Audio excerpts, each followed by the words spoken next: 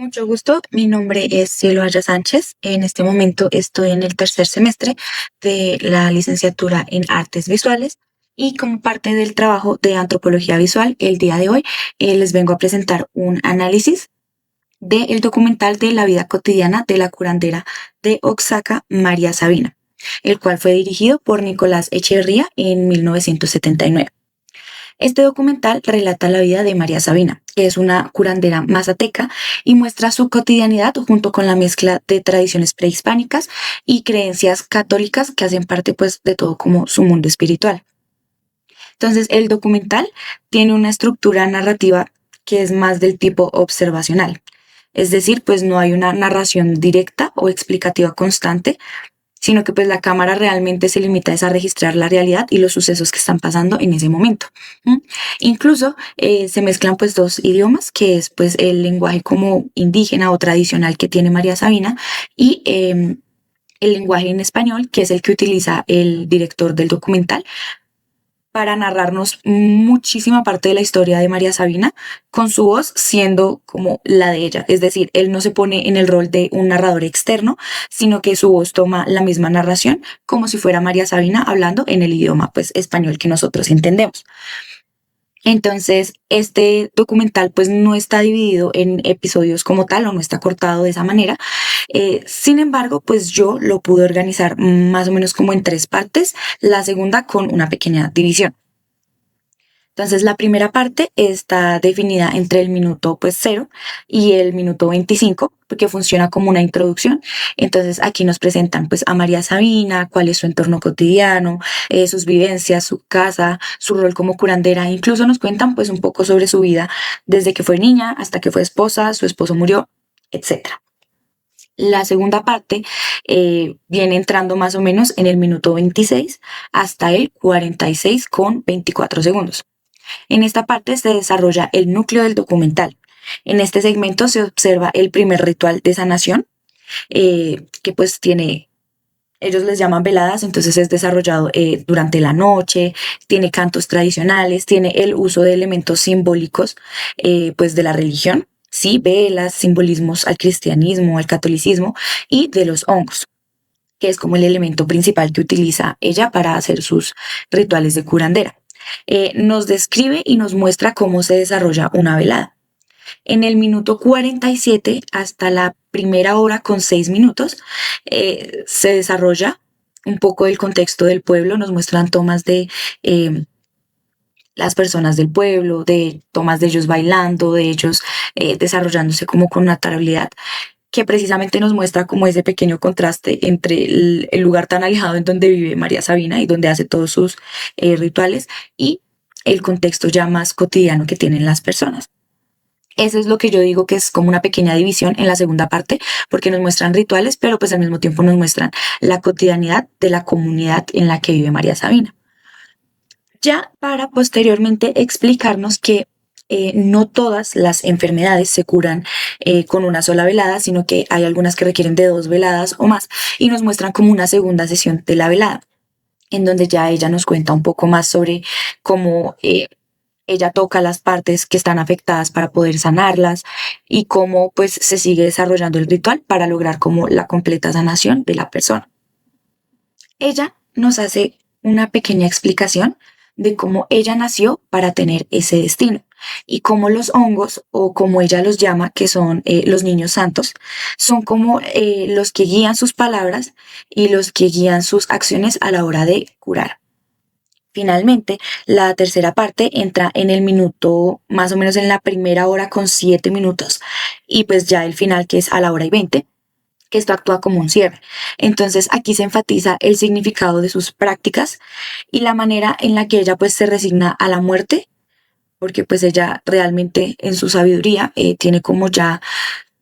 los roles definidos y todo eso, y pues realmente habla de la muerte como no con miedo, sino con aceptación, con resignación, y pues hablan también sobre su importancia, la importancia del rol de ella dentro de la comunidad. Hay diferentes momentos clave en el documental. Uno de los momentos más importantes que considero yo, pues es el que se desarrolla más o menos del minuto 26 al minuto 46 con 24,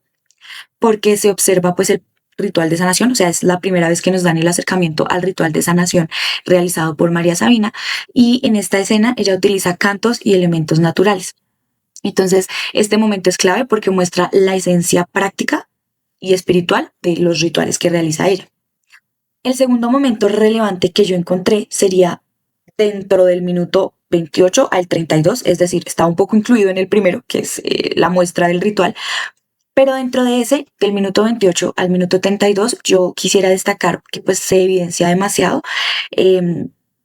los elementos simbólicos que combinan creencias indígenas y católicas, ya que pues se evidencian crucifijos, imágenes de Jesús, velas, pero todo esto mezclado también con la sabiduría indígena que ella tiene y pues